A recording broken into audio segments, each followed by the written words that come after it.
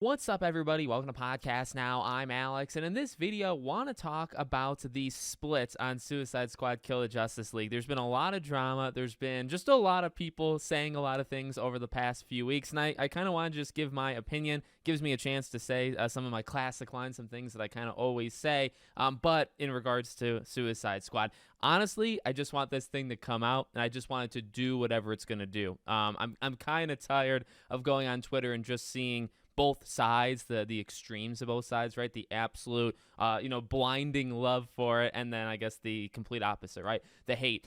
The thing is, I think with this game, did it deserve, all of this kind of stuff? Well, I get it. I absolutely get why this game is so split, and it's why I just wanted to come out and have people say whatever they're going to say, and then you can kind of move on. Although, because the game is live service, you might not be able to move on so quickly. Look, ultimately, this is a game that is trying to do a couple different things. And I think that's probably its problem with the split, right? It is coming from a studio that doesn't normally do these things. Although Rocksteady's first game, notoriously, was actually a shooter. I'm actually going to try to play that game and do a video on it on my retrospective channel in just a few weeks, right before Suicide Squad. I'm excited. I've never played it before, but you could say they're going back to their roots. I don't like that saying in regards to this, because I don't think it's true. Their roots are the Arkham series, and that's really how we got here, right? You had the Arkham games, you had the love for it, and now doing something really completely different, at least from a gameplay perspective, and at least from, even what they want this game to do long term, right? The Arkham games, yes, people are still playing it now, and the replay value, I think, is quite strong, and just because those games are so good, you can replay them constantly, and maybe not find new things, but just enjoy it. With this game, it's about the added content and being around as long as it possibly can, right? And that is, that's the point. Why are people, I think, so split on this game? I think it's just because you come from the Arkham games, you put yourself into this, and you're going to have people thinking that Rocksteady should be doing something different. Now, that gets you in the whole controversy of, is it any of the people, the consumer's business, to tell the studio what game they should or shouldn't make? And ultimately, I do agree, I think, on the simple, concept of they're the developers, they make whatever they want. However, I think some people just say that and they kind of leave it. Let me take it a step further. And again, these are some of the classic Alex things I like to throw in.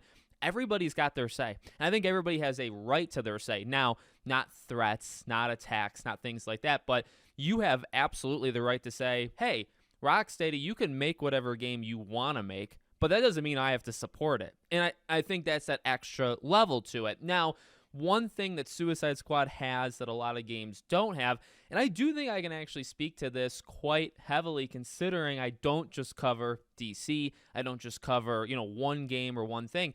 I talk about all of these different games, and you do see something kind of special, in maybe in a negative way, with primarily, I would say, superhero games. I'm trying to think, did I see it with Hogwarts?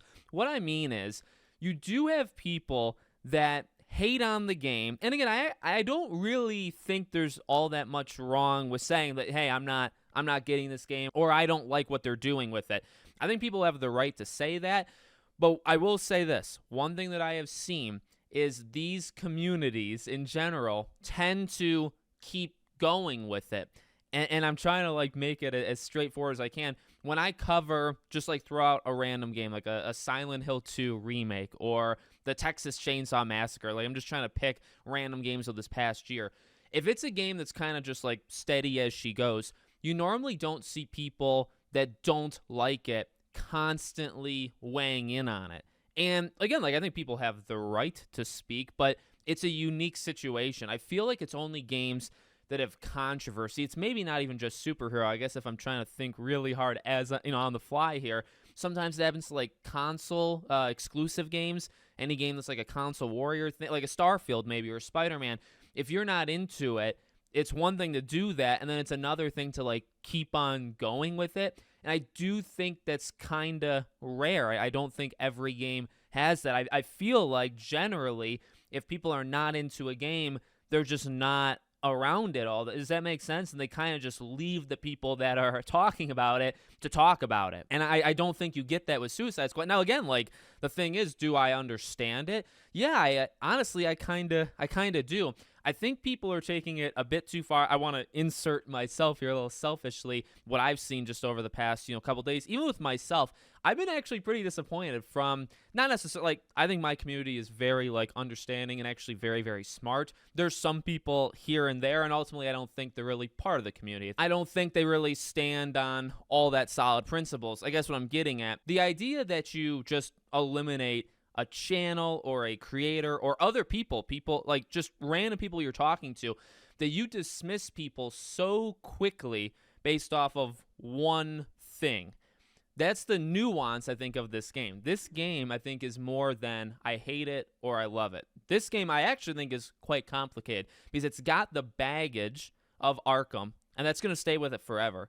It's a different kind of game, but because of the story and because of Rocksteady and because of the Arkhamverse, many people have actually said, well, what if they just dropped, like if this was just a separate game and it wasn't in the same universe as the Arkham, would that make it better? I do think it would help the conversation. I don't know if it would make it a better or worse game, but I think literally the conversation of it, what I was just talking about, the people that kind of keep on weighing in. Again, I think if you remove the Arkham stuff, it just becomes this random game. Does that make sense? It becomes this game out of like left field. It is a DC game, but it becomes this game that you can have an opinion on, but you can't link it to anything. And therefore, I feel like people would generally pick a side, stay there, and not like over aggressively like keep pushing it. If that makes any sense. And I think actually, I know I've spent a lot of time talking about the people that are kind of against it.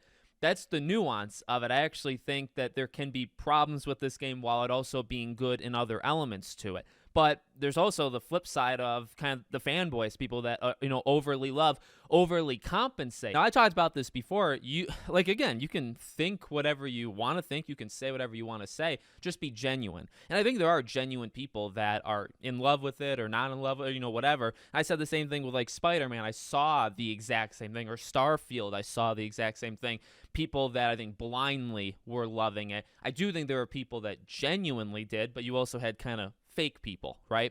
And it's the same thing with this game. You have people not just on the one side of hating it and, aggressively kind of coming at it from that perspective, but you also have people that love it and just, are, I think, too far, I guess a better way of saying it, they're doing it just because it's the brand, just because of this or that, right? It's not genuine. And again, that's where the nuance comes in. That's why I was actually disappointed over the last couple of days when I've been making these Suicide Squad videos, because I think I've been very clear about how I, myself think about this game. I'm going in it for the story, for the characters. It is that Arkham thread that actually still gets me excited and that I want to see what they do. The gameplay, number one, is more secondary. Now, I'm not saying the gameplay isn't important. Gameplay might be the most important. The gameplay, I'm just kind of hoping holds up throughout the game. And we've talked about how I felt on the closed tech test. Sometimes the gameplay feels okay. I get it. I think it's made for a specific group of people. That's honestly probably not me. And I don't intend to play this game, for months and months and months. But I also don't think you're sending because that's another kind of narrative over the last few weeks. Are you sending a message by supporting this game? I actually would say no. And I get what people would say is, well, Alex, you're supporting a live service game. The issue is, I think this game is maybe wrongfully trying to do more than one thing. And some of it is the situation they put themselves in, right? Because of the Arkham stuff, you have that thread, and then it's also a live service game. But people, just because you buy this game, and my own personal reason, we've talked about it, right? Why people are buying this game, you could be buying it for the Arkham side of things. You could be buying it just to see the story and the characters, and maybe you're literally exactly in my mindset where, hey, if the gameplay is fine, things can be fine. Things don't have to be atrocious or amazing. And again, that's what the gameplay is 10 out of 10. It feels, I've never felt something so good, or like it's absolute trash. No, if you're really going to analyze it, and I suggest that people do that or start doing it, it's kind of, my own opinion is it is right in the middle. It's not bad, but it's not good, and that's me. Some people, again, are going to like it a little bit more. Some people are not going to like it a little bit more, but there's more nuance there, and there's more reason why people buy this game than just the live service. And that means you're not, like, the message. What message are you sending by buying this game? Well, it's actually quite confusing. because you might not be buying it for the live service. I can tell you for a fact, I'm not I'm not buying it for live service, right? Like I've said before, if they do things with story and characters down the line, adding it in, depending on how they monetize it, and depending on how, I know characters are free, but they say you have to like do stuff in game that can still be broken, that can still not work. So we have to see kind of how that works. But those are, I'll come back when that happens. Maybe not even guaranteed, but that's something I'd be looking for. So am I supporting live service? I don't think so. I actually really don't think so. I think you'd be supporting live service if you played this every day for like the next year and a half. If you bought the skin packs when they release, a month, 2 in, and they cost the $5-10 each, or however they monetize it. If you're buying it consistently, you are supporting the live service. Then you can talk about, whether you're supporting or not. Again, I feel like you just need to kind of talk it out a little bit more. And obviously, Twitter is not a great place because there's only so many words you can say. YouTube comments, even. Typing is difficult, and, and not everybody wants to type. Not everybody wants to have, like, these long essays. I get it. I understand it. But I think this is a messy game. Like, there's no doubt about it. There are a lot of elements about the messiness that I really like. Like, I enjoy games that are kind of a disaster. Like this Hogwarts Legacy. Hogwarts Legacy was a mess, but it was a different kind of mess. Hogwarts Legacy was, you are like the devil. You are some of the worst people put on planet Earth in terms of your personality and how you treat others if you buy this game. It wasn't so much about, it was about sending a message. If you buy this game, you are this.